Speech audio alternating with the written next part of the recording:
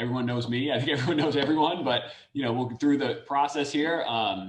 Dr. First will introduce you, and then you'll tell us about your thesis, what you tried to accomplish, and how you tried to accomplish it. So your hypothesis, your research plan, and then your methodology, sources you use to try to analyze your sources, and then what you accomplished, so your findings, and then where you might have fallen short, and what you would do to remedy those shortcomings if you expanded on the work or had an opportunity to do something like it again. And then we'll ask questions. After we finish the questions, the three readers will go into a breakout room and confer for a little bit, and then we'll come back into this Zoom room to conclude the defense. Okay. All right. So please, Dr. First. All right. So this has been a long time in the making, but I think it paid off in the end. When did we? I was trying to remember, when did we first encounter each other in Croft? I think it was in. Was it 205? 205. Yeah. It's been like what, 5 years ago, right? Yeah.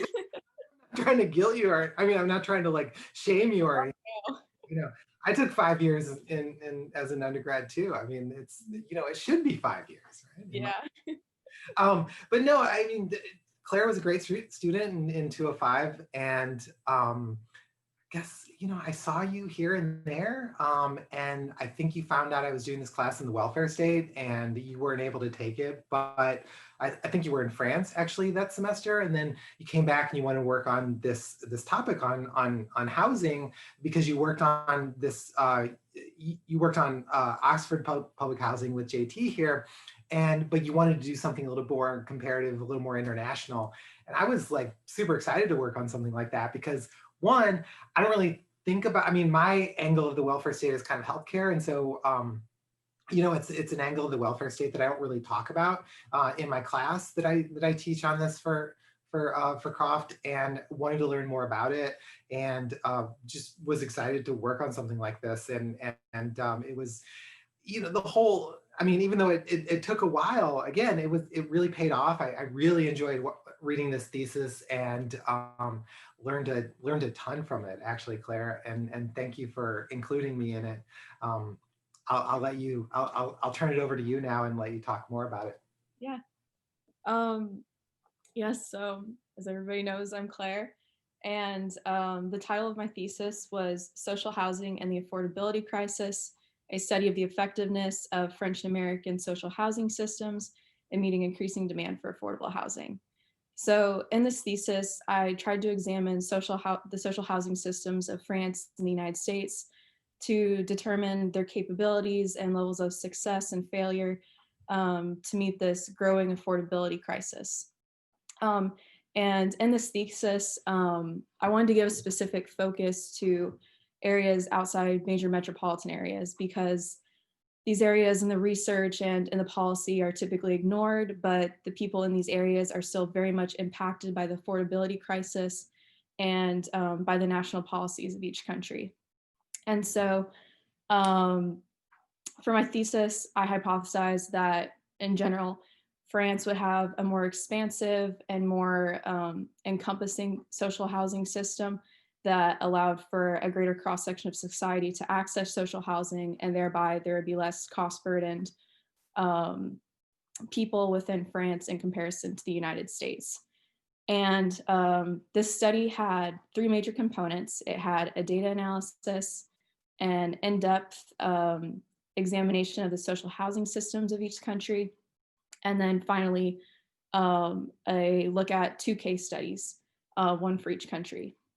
And so in the first component, the data analysis, there were two parts. The first was a regression to look at the impact of market costs, such as rental costs and housing markets, and income on public housing expenditure in 12 OECD countries, including France and the United States. And so the purpose of this was to give more insight into the relationship between public housing expenditure and the market. And the second component, or the second part of this component, was an analysis of the average public housing expenditures of the 12 OECD countries, again, from 2000 to 2015, in order to kind of place France and the United States among similar countries and look at whether their expenditures were typical or atypical, so that, you know, if we found it was atypical, that might point towards some unique policy or approaches towards public housing. The second component was an in-depth look at the social housing systems. Oh, and on the last part, for the data analysis, I used all data from the OECD data bank.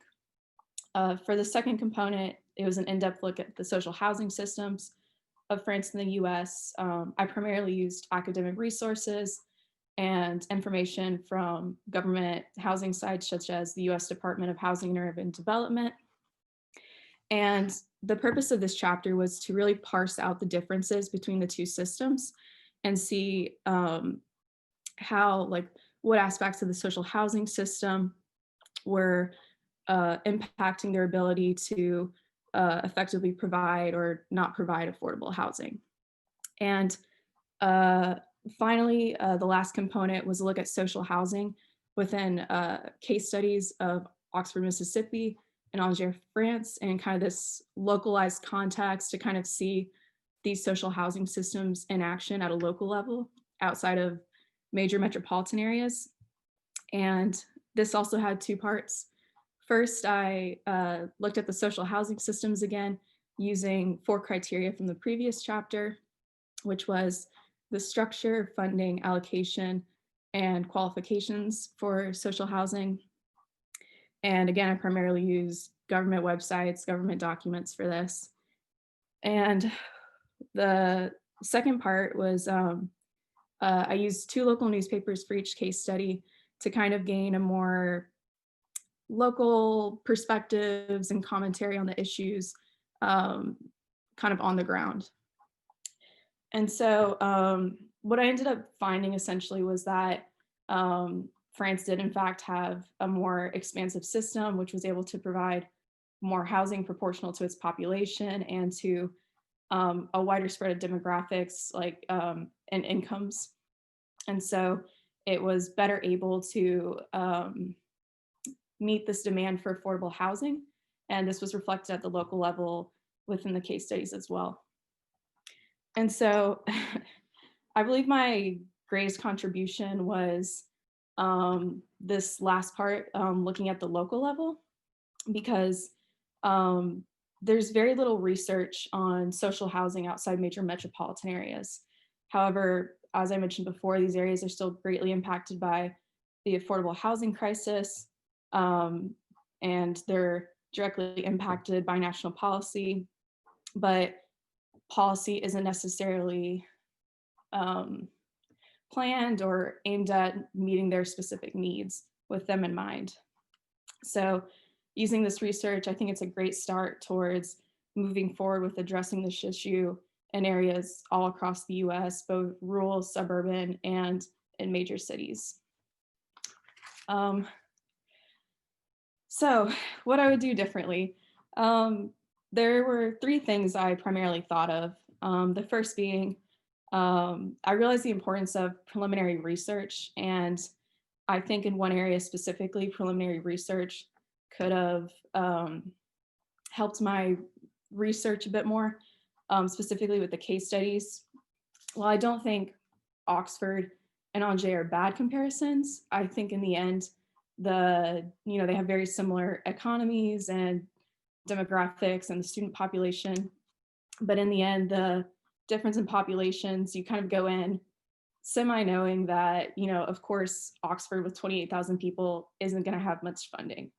But would another college town, like maybe Ann Arbor or wherever Penn State is at, someplace with closer to Angers' population of 151,000, would they have more funding? Would, instead of housing the 17 people last year that Oxford did, would Ann Arbor be able to house 600 instead? Well, I think there would still be a difference, and a more comparable city for the US would house less than Angers still. I think a more comparable city would have been better for that part of the research. Second, I think my limited knowledge and data analysis hindered chapter 2 a bit. I think going back, I could have chosen different variables that would have given more insight into public housing expenditure. I think specifically in relation to public housing and quality of life, looking at things such as the poverty rate. I could have formed a data analysis that was a little bit more focused and more in line with the rest of my research, and could have been brought into that more. And finally, I actually take back what I said about my greatest contribution. I actually think the best part of my thesis and the most well-written was the section involving public social housing and the relationship with social contract theory. And I found that in social housing research, a lot of the academic papers were very similar to mine, and they're very in-depth policy analysis, on funding and other parts like I did. However, social housing and literature within the welfare state and other theoretical work often gets thrown in as like a one-liner because it is the wobbly pillar, and it's often seen as like a lesser part of the welfare state in comparison to other welfare services. And I think this theoretical work is very important because it's kind of two sides of the same coin when combined with the policy research. With this theoretical work, theoretical work gives us cultural insight, possible explanations for certain reasons why these policies were chosen. And so without this theoretical work and without this understanding of why we chose these policies, we can't really move forward with better policy, because we need this theoretical work in order to understand this society, to create policy that fits our society. So I think going back, I would maybe eliminate chapter 2 even and focus more on this theoretical work, looking at more theories like social contract theory, path dependency, and others in relation to social housing. And that is my presentation. All right, well, thank you very much. I know I have some questions, but I'm happy for the other readers to go first if they are ready as well.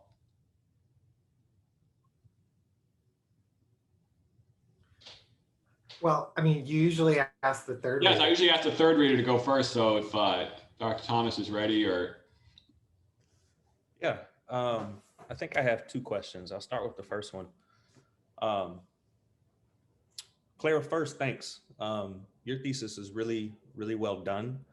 And, it's from my perspective, having had you in that housing class, I found it really cool how you moved from this kind of very focused collective study of Lafayette County's housing contexts, and then moved to France, right? And then explored France's housing context. It was cool. And it was something that, I have no idea how students respond to the class and what they will take out of it. And I'm really glad to see what you did with the thesis. My question is, focused on sort of social contract theory and that framework that you have. And if we just start from very basic idea of a social contract theory, whether it's, the original contractarians or even more modern ones, the idea that we enter into a society for better safety and security. Where does housing fit in that? So I think I agree with some of the later developments that I forget who it was now, the name, but basically said that part of our current social contract includes the welfare state. And it's more of this social justice movement, meaning that's a society, we provide for the needs of the whole of society. And within that, I think housing is one of those basic needs as part of the welfare state. And it's a very basic right, it's a human right. And so therefore it fits within that social justice theory that it's part of the social contract of our society. And would you take a position for or against then the idea of housing as private property? So within the context of the United States, that's what kind of makes the social contract theory so interesting, because the United States within a broad social contract is still very individualistic, and it sees property as a right that's enshrined within the Constitution. So, I mean, talking from a perspective of just a general American, I would think that that wouldn't be a very popular opinion. But talking from maybe a personal perspective, I think that you can argue that because housing is a human right, that it falls onto the government and place it in that the government could use extensive measures in order to provide that right, and use things like eminent domain more so to make sure that housing is provided within all areas to anyone who needs it. So I don't think I would go to the full extent to say that like all housing shouldn't be private property. But I think the government within American context could go to great lengths to make sure that it's provided to all. And then one more question, Please. and then I'll be done. The comparative angle here between Angers and Oxford. So you mentioned that you found one of the challenges is that, Oxford, demographically is just, it's a smaller population. It's a different kind of college town. And then you had said in your defense here that, perhaps picking a larger college town. So, just off the top of my head, Tuscaloosa, right? It's a college town with a population of over 100,000 people, that maybe the comparison would have been more apt or a better fit. But I'm wondering about the challenges in comparing any community in the United States to any European community because of the policy and political comparative contexts. That in European nation states, the provisions of social services are just more centralized. In the United States, there's kind of this very decentralized apparatus where you have federal policy and pots of money go to a state that then go to communities. And the Oxford Housing Authority, for example, is this, localized apparatus that is meant to manage state level funding that comes from federal policy. And I'm wondering if you can talk a little bit about that challenge. Yeah, I think that's a very good criticism of the work. However, I would say that, though the United States definitely has different levels, like going from federal to state to local, in comparison to France, which I think it was mostly went from national to the more local level. I would argue that, at the end of the day, within social housing, both of these programs are run at the very, very local level within very small contexts through either PHAs or HLMs. And so for social housing, the local level, I think, is more critical, because at those local levels is where you find how it's allocated and who qualifies and where those decisions are made. So in that aspect, I think it's still very comparable. However, within funding, I think that is a bit more difficult overall. The second point I would argue would be that, just because our societies are set up in different ways doesn't mean that, we can't compare things within local contexts and things like that. These micro level analyses are still important. And when we do them, if anything, it kind of brings out maybe where more differences cause things to fail. So within the United States, we see that the multiple levels perhaps result in people in smaller states such as Mississippi overall receiving less funding for housing despite the great need for it, versus in France, because it's more centralized at the federal level it might be, and I think it possibly is, distributed more equally. Thank you. Dr. First? Hold on. Yeah. Good answers, by the way.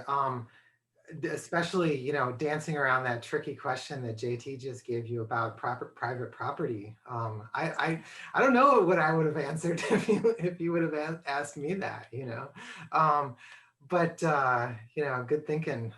Anyway, I mean, maybe I'll ask like a question in a similar vein, and that is, there's a lot of talk, because Andrew Yang was in the presidential race briefly, about UBI. And I'm just wondering, like, who does housing well, and how do we define what good is when we compare, France and the United States? And, isn't it just a little patronizing to give people a dwelling if we could just give them, if we have the option alternatively to give them money that they would just pay for their own housing, and then they could have more options, and it might be more equitable. I mean, they say, studies show that, when you just put money in people's hands, they rationally maximize how they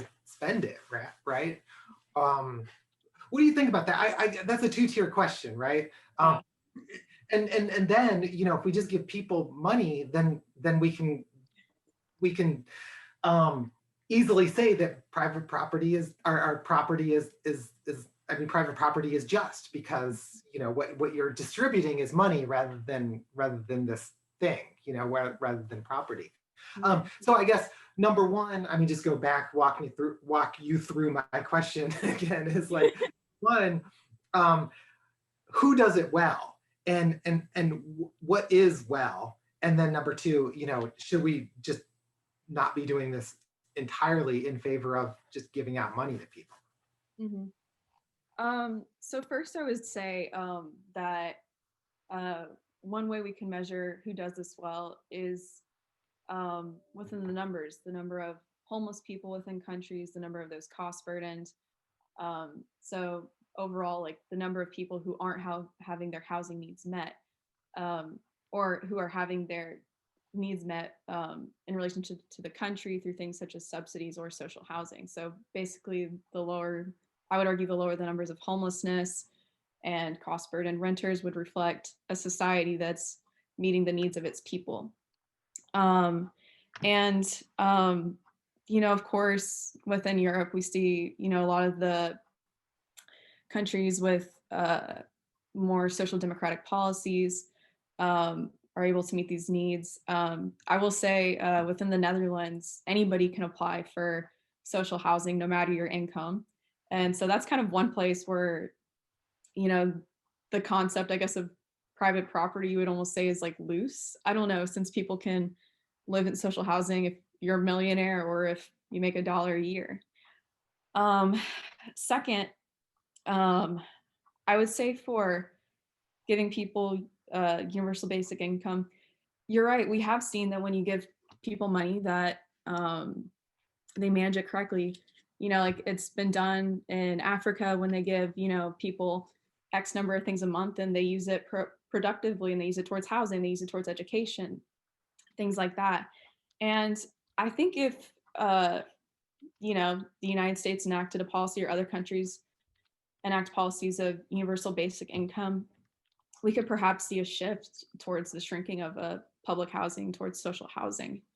However, I will say, I think to an extent, this will always remain, public housing provided to some extent, because within a population, even with universal basic income, I think there are always going to be certain demographics that struggle with, solidly finding housing, for one reason or another. You could even argue that even with universal basic income, a lot of people don't want to rent to people who have felonies on their record, So, in ways like that, I think there will always be at least some sort of place for social housing within society for certain demographics. But with universal basic income, it is possible that that would lead to a shrinking of this sector of the welfare state.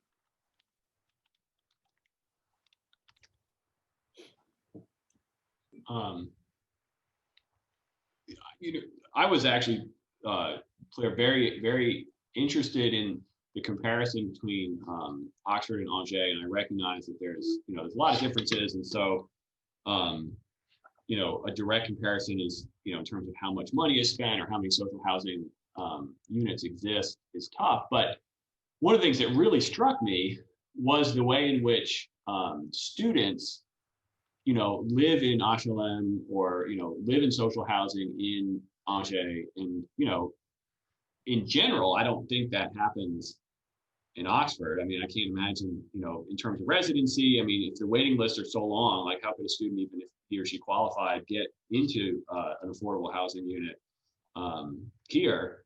Mm-hmm. And so it brought me back to this question about the social contract that you brought up earlier as being like a really interesting theoretical question.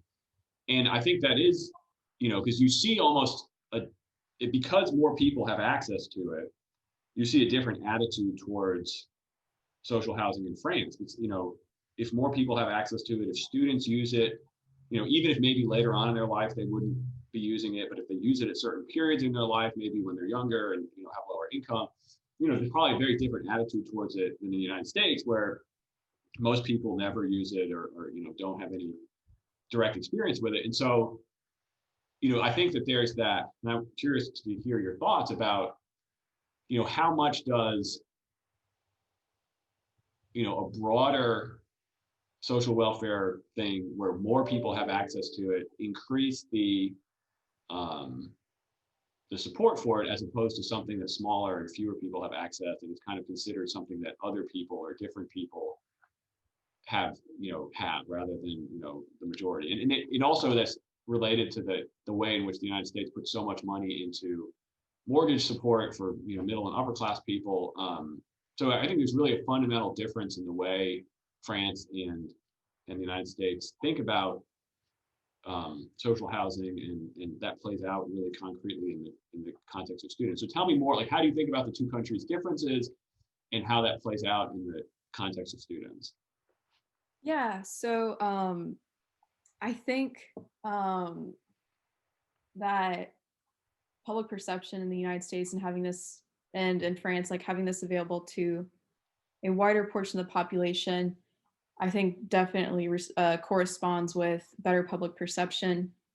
And I think within France, we see that it is generally accepted that students commonly live in social housing, whereas in the United States, there's such an overall stigma against public housing that a lot of students wouldn't even consider it, even if they qualified and even if they needed it. And so in that way, I think that's where a large difference comes in. But I think also the differences and the public perception of social housing, expands beyond just like in the United States, this lowest income bracket utilizing it and it only going towards the most needy. Because within the United States, I think we see that a lot of social housing is not constructed well. It's not necessarily, in good areas of town. It's not placed, centrally located or this and that. There's like so many problems with it. And that's where a lot of the social stigma comes from. In comparison to Angers and to France, they have this policy of social mixing, and they try to spread out social housing, place it in good areas. When I was in Angers, and what actually spurred this thesis was that I lived right in the downtown area. I walked a block and I was on the street with the train and all the bars. And for the first 2 months of my stay, I didn't realize that my little apartment was directly across the street from a social housing building, because it looked normal, it was kept nicely, and I was shocked because it was in just such a great location. Mm-hmm. And I just thought, I was like, this would never happen in the United States, or this would be so rare, but it's not there. And so I think when you make social housing a priority and do these things which decrease the stigma towards it by placing it in good neighborhoods, making sure it's taken care of and constructed well, and made available to a wider demographic of people, then you would see students utilizing it more. You know, if we had some social housing that was a block off the square, you know, and it had 20 apartments, you would probably see a lot of students trying to get in there, and students who needed it, you know, once you're qualified, that would be great. Great, thank you. Any other questions? Yeah, I'm just wondering if it would be possible to do a kind of geographical study of social housing in both of the places. I mean, this is the first time I heard you tell the story, and like, that's a really cool story. I think that's one of the most emblematic differences between public housing in the two places that you looked at. And it would have been really awesome if you could have really sort of plotted that. Yeah. A map, right? Yeah, because I think even like in Oxford, the new, is it Bell Rivers that they're building or have built? I think they said that that's kind of towards the outskirts of town. So like, and well, Riverside was kind of like, I don't even think it was technically in Oxford. It was technically in Lafayette County, I think. Mm-hmm. So yeah, it would be interesting to plot the different places there have been in Oxford in comparison to where it is in Angers. Yeah, for sure. No difference. Right. I mean, although there is this, I mean, the banlieue is like a real thing at the same time. Yeah. You know, this is, you know, where central Paris has been kept, you know, I mean, high land values and the poor people have been kicked out, right? And in that respect, I'm just lashing on to one of the things that you said earlier. It's like one of the markers of success is the degree to which they solve the homeless problem. Mm-hmm. Well, Paris has solved the homeless problem by kicking all the homeless people out of town, right? I mean, and I'm brought back to like, you know, the, what was it? I think at the Olympics in Atlanta back in, what was it, 1992 or something like that. Do you know, JT? 1996. Right. And they very famously just like gave every homeless person a one-way ticket out of town. Yeah. Problem solved, right? Without having to supply a single dwelling for a single person. Mm-hmm.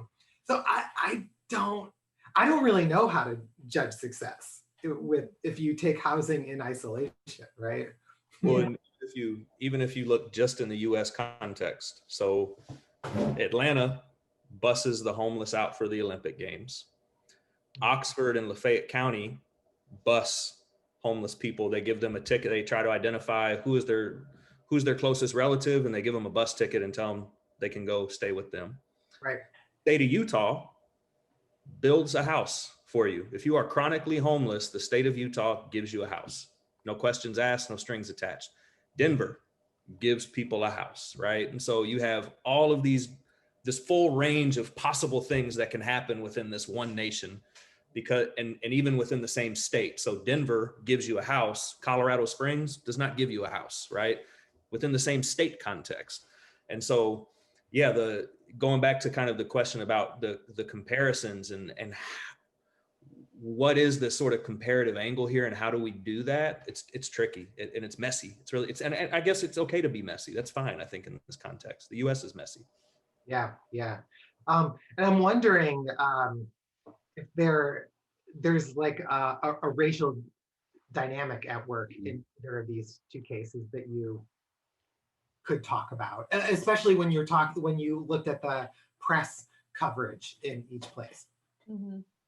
Yeah, I think there definitely is. I mean, I mentioned it in the case of Oxford, and then in France in a larger context, I think there's a lot of discrimination. A lot of the banlieues or the outskirts of Paris, we see a lot of like African immigrants or you know, French colonial descendants, and there's a lot of racism involved there. I think that could definitely be a project on its own. Yeah, but I will say, in regards to the aspect of social mixing within France, you know, a lot of these pockets of it still exist in Paris because this is a relatively new policy in France.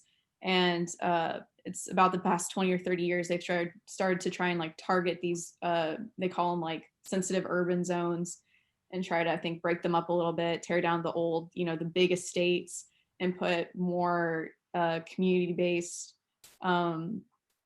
social housing up and things like that. So it's a work in progress, but it still exists. And I think in relation to, who does it best, that there are other aspects we could incorporate besides, are they just being housed? And such as what we did in JT's class, we looked at, do they have running water and electricity and all these other access to amenities? And, those are all components of it as well, I think. Okay, well, thank you, Claire. And first, congratulations. So we'll go into our breakout room and we'll be back in a few minutes to conclude the defense. So hold tight. Yay! All right, yes. We're relieved. We really enjoyed it. We learned a lot.